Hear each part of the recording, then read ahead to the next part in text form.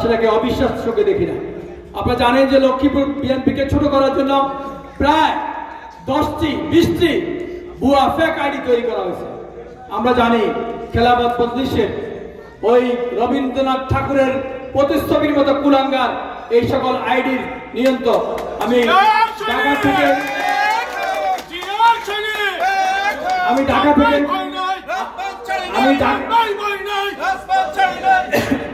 ঢাকা থেকে বিশেষ ব্যবস্থাপনায় এই জালিমকে অনুসন্ধান করেছি, আমার দলটি লেগেছে।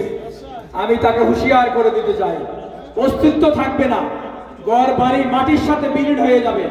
তুমি কিন্তু লক্ষ্মীপুরের লোক, সাবধান হয়ে যাও। এটি তোমার জন্য লাস্ট মেসেজ। আমি তোমাকে সেদিন বলেছি যে আমি তোমাকে চিনতে পেরেছি। তারপরে পুলিশের বিভিন্ন পর্যায় থেকে আমাকে সহযোগিতা, তার মোবাইল নাম্বার, তার লোকেশন সবকিছু আমি জানতে পেরেছি। শেষ রমজান উপলক্ষে তাকে আমি ক্ষমা সুন্দর দৃষ্টিতে দেখতে চাই।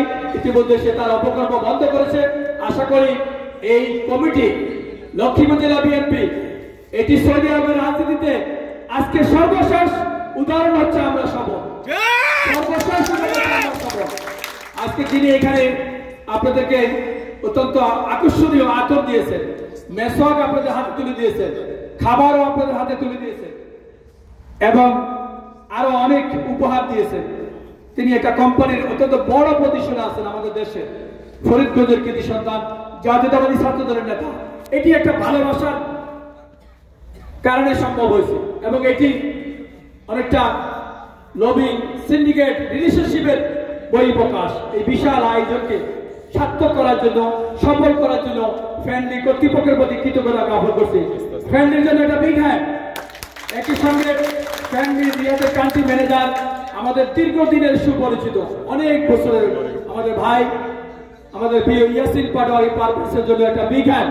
প্লিজ সবাই জুড়ে আপনারা ভালো থাকবেন, আমাদের নেত্রীর জন্য দোয়া করবেন।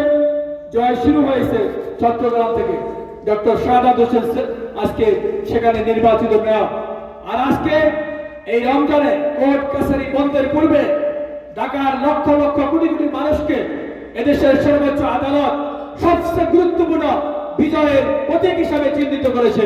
আমাদের কলিজা টুকরো, আমাদের পিতৃতুল্য বীর মুক্তিযোদ্ধা, রণাঙ্গনের মুক্তিযোদ্ধা সাদেক হোসেনের সুযোগ্য সন্তান ইশরাক হোসেন আজকে নির্বাচিত মেয়র ঢাকা।